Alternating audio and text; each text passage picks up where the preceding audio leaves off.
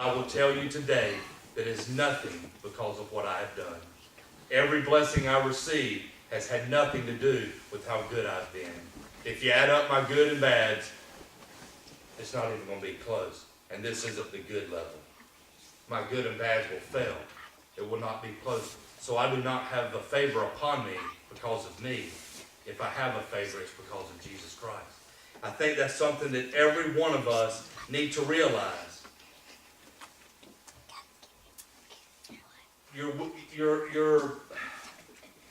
Your righteousness is based more on your willingness to serve others. I truly believe that. I truly believe that we should go out into the world to serve others and to help others, to make others' lives better. There was a story of a man on a train. As he was going to get on the train, his shoe fell off onto the tracks. Well, the train was about to start moving. Get his shoe back, so he took his other shoe off and threw it down on the track. And one of the guys on there looked at him and said, "What are you doing? Now you've lost both of your shoes." And he said, "Yes, but once this train moves on and someone comes along that doesn't have any shoes, now he'll have a complete pair." These stories are and it's probably not a true story, but the fact of the matter is, when was the last time that we did something just in case somebody came along that it would better their lives? When was the last time we did humble ourselves so that somebody else could be lifted up? When was the last time that we swallowed our pride and admitted we were wrong, even maybe when we weren't wrong? Sometimes we have to do that. As Christians, we're under a microscope and we have to be humble. We have to truly be the tax collector. As I said, I was inspired by two things.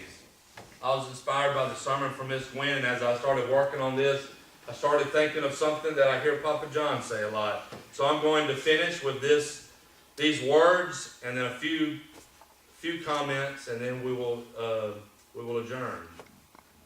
There's an old song by Mac Davis, and it goes like this: "Oh Lord, it's hard to be humble when you're perfect in every way.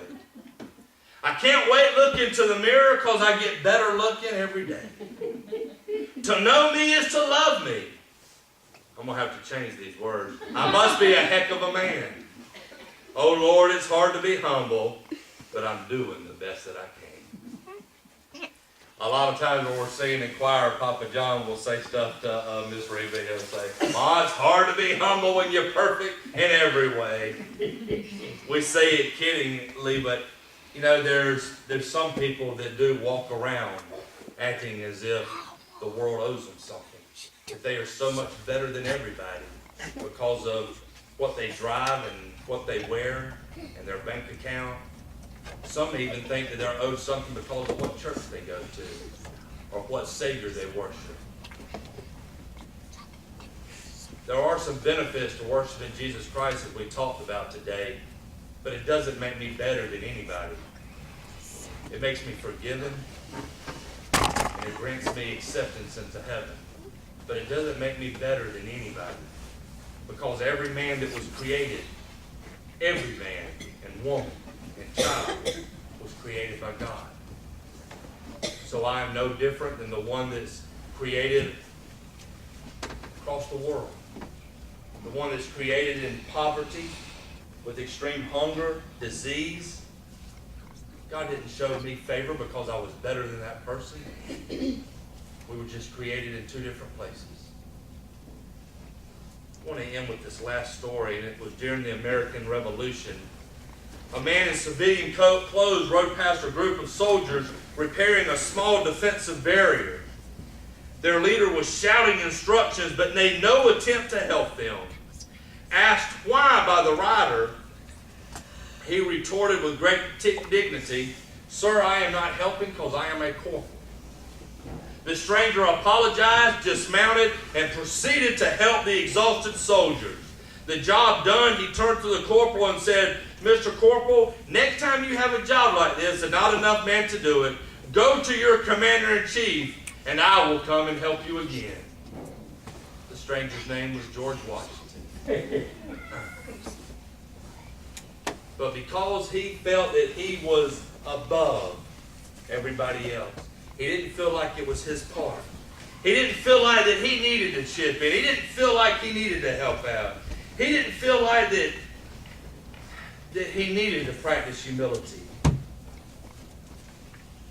We are upon the most wonderful season of the year, Thanksgiving and Christmas. I do not know if there is a more wonderful time. Yes, I love Easter. I love what it stands for. But everything included, Thanksgiving, Christmas, everything in between, it seems like that during that month, everybody treats each other a little nicer. Everybody seems to just be a little kinder. It's a wonderful, wonderful time.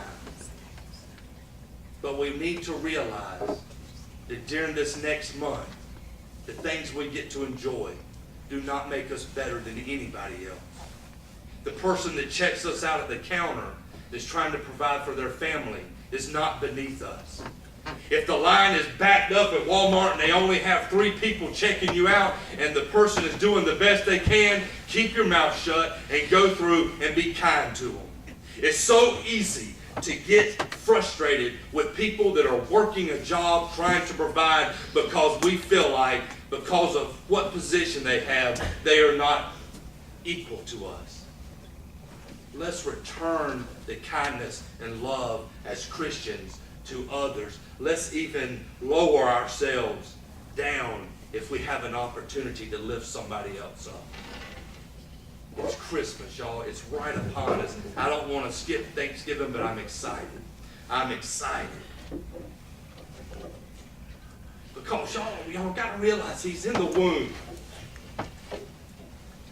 We think that Jesus came into the world on this day we celebrate his Christmas, that boom, he just appeared. But y'all, he's already been in the world for 8 months. He's been in the world growing. And he's in the womb, and it's getting close. Let's realize that he came here for everybody.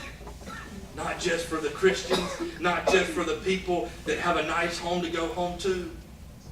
And let's listen to these lessons at Sunday school. Don't let's let it be a time to come together. Because if you really listen, if you really, really listen, you can get your spirit stirred. Because this morning, as Miss Gwen finished her message, and as everybody went on to the next thing, she might not even have realized the words she had spoken had stirred something. Never think that the Spirit of God is not working in you. Y'all, let's do something for God that doesn't glorify ourselves. We're going to sing Amazing Grace, and the altar is going to be open.